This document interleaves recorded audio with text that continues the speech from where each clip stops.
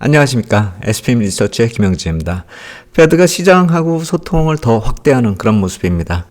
지난주까지만 하더라도 시장의 속도를 좀 조절시키는 듯한 그런 모습을 보였었는데 주말 넘어서면서 또 페드의 인사가 나오셔서 이제 QT까지도 거론을 하기 시작했습니다. 오늘 QT 쪽 내용도 한번 살펴보고 그리고 또 국채 입찰이 이제 본격적으로 들어가기 때문에 국채 시장도 점검하고 또 대응 전략도 한번 생각해 보겠습니다. QT 얘기가 나왔었던 건 지난 12월 FOMC 회의 때도 나와서 제가 이런 사진을 한번 말씀드렸었죠.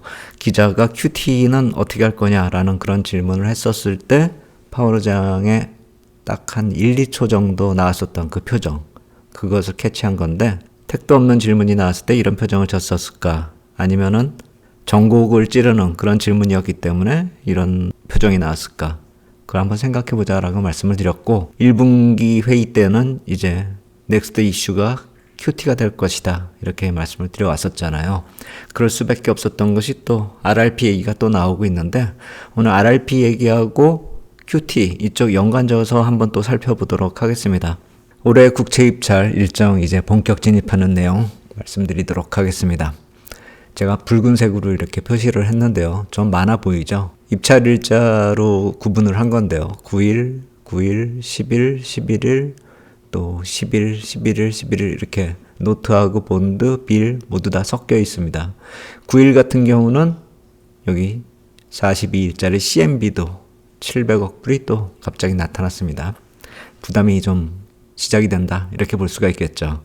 금리도 안정되는 듯한 그런 모습을 보였기 때문에 어제 시장도 좀 올랐는데 바로 금리가 안정되는 그런 모습으로 진행된다기보다는 오늘 내일 사이에 이 입찰을 지나면서 안정을 찾는다. 전 그렇게 보고 있거든요.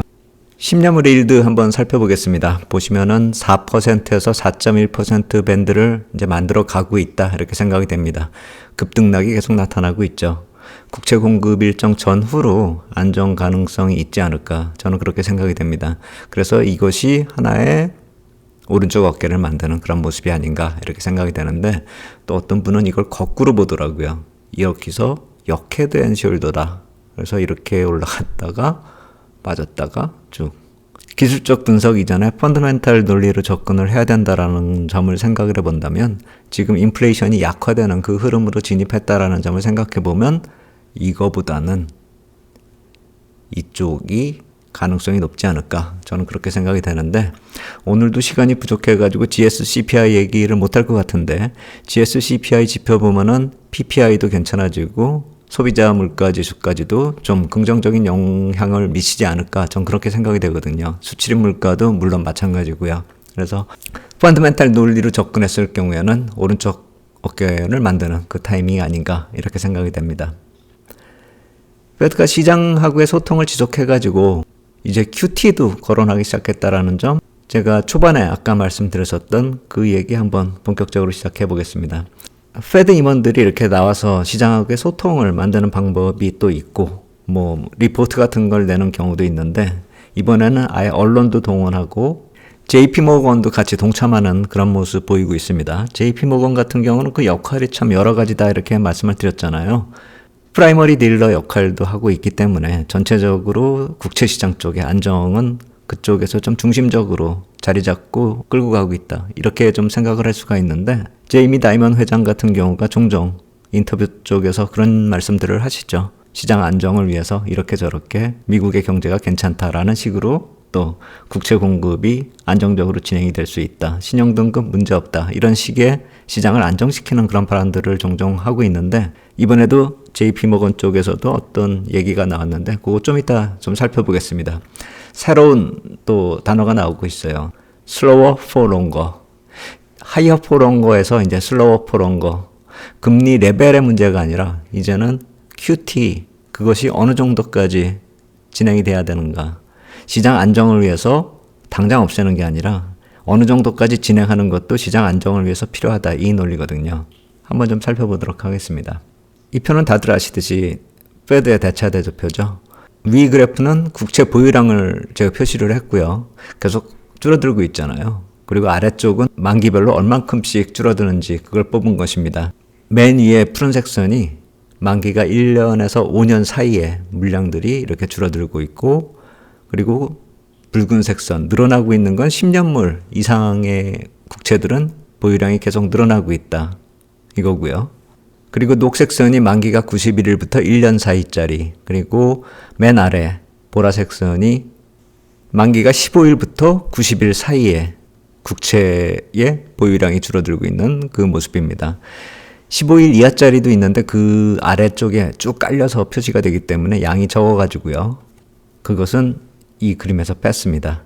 그래서 전체적으로 보면은 이런 식으로 좀 늘어나는 것은 10년물 이상만 늘어나고 있고, 특히나 좀 주목해야 될 것은 이 빌리 줄어들고 있는 건 당연하지만 1년에서 5년물 사이에 있는 그 국채 잔고도 좀 줄어들고 있다. 이 점을 좀 지켜볼 필요가 있습니다. 이렇게 만기 1년에서 5년 사이의 물량들을 좀 줄여가고 있다. 그리고 만약에 발행량도 좀 줄어든다라고 한다면은 향후 기준금리가 좀 더 안정적으로 갈 수 있는 시그널로도 볼 수 있기 때문에 이것뿐만이 아니라 이번에 국채 발행 일정, 자금 조달 계획에서 중장기물이 얼마나 발행이 늘어나는지 그것도 좀 지켜볼 필요가 있다 이렇게 생각이 됩니다. 그래서 이렇게 줄어들고 있는 그 양이 RRP하고 어떤 관계가 있는지도 한번 좀 살펴봐야 되겠죠. RRP 잔고 추이를 보면은요, 이 감소 기간을 4월 28일부터 12월 15일 이렇게 잡았는데 빠르게 내려오기 시작한 그때부터 최근에 좀 저점을 기록했었던, 그리고 갑자기 쭉 늘어났다가 다시 줄어들었죠. 요 바로 늘어나기 직전 12월 15일까지 한번 뽑아보면은요, 전체적으로 줄어든 양이 1조 6천억 달러 정도 됩니다. 그리고 방금 전에 본 그림, 여기서 각각 좀 줄어든 이 양들을 구해보면은 계산해보면 1년물 이상짜리가 6,310억 달러, 여기 있는 숫자들은 10억 불 단위입니다.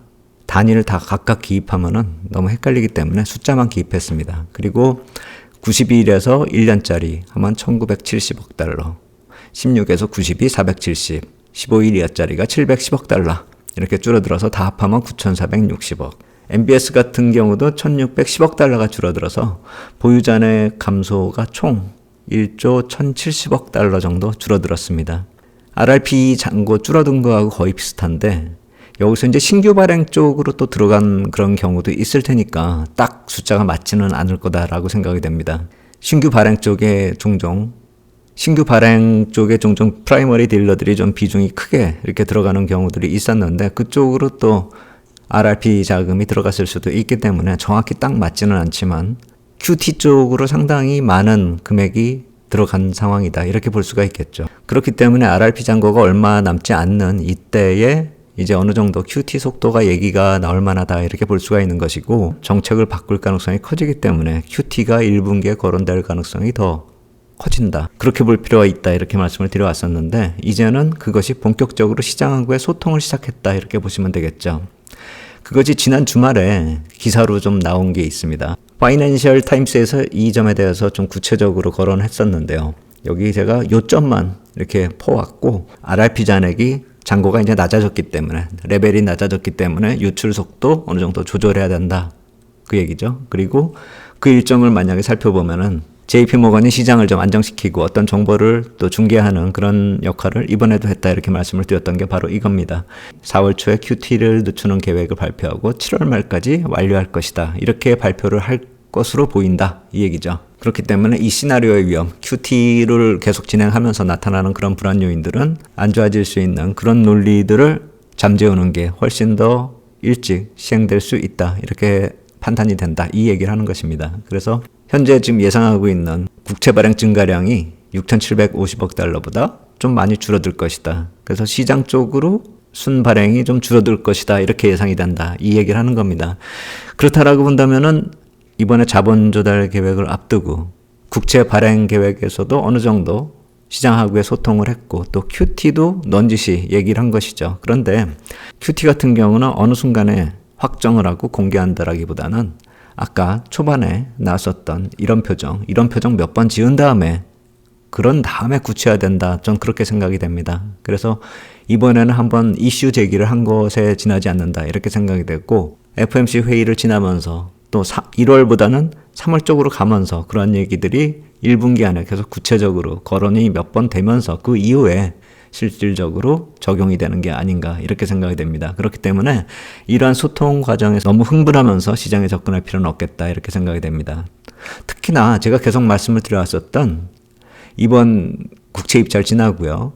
이쪽 블랙아웃 기간에 나타날 수 있는 그런 논리들, 그리고 이때 블랙아웃 기간 중에 23일에 BOJ 회의나 22회의 같은 경우가 바로 FOMC 회의하고 바로 연결이 되고 유동성하고 바로 연결이 되기 때문에 이런 QT 문제는 특히 BOJ하고 연결이 되고 FOMC 회의로 바로 연결되고 자본 조달 계획하고 이어지는 그런 이슈이기 때문에 지금 나올 만한 타이밍에 한번 시장에 흘려주는 정도다 이렇게 보시면 될 것 같아요. 향후에 어떻게 진행이 되는지 아직도 시간이 좀 남아 있습니다. 시장에서 나오는 얘기들, 그리고 또 페드 인사들의 이 스피치 일정들이 계속 있기 때문에, 그리고 다보스 포럼도 또 일정이 이쪽에 15일부터 19일에 있죠. 한번 얘기들이 어떻게 또 진행이 되는지 그 점들을 계속 살펴보면서 FOMC 회의 윤곽을 점점 잡아 나갈 필요가 있다 이렇게 생각이 됩니다. 오늘도 이런 얘기를 하다 보니까 GSCPI 예전에 말씀드린다고 했었던 그 내용, 요거는 또 이번에 국채 입찰 마무리되면서 입찰 내용 보고 국채 시장 움직임 한번 살펴보면서 그때 또 말씀드리도록 하겠습니다. 고용지표도 마찬가지로 그때 다시 말씀드리도록 하겠습니다. 오늘 여기까지 하도록 하겠습니다. 감사합니다.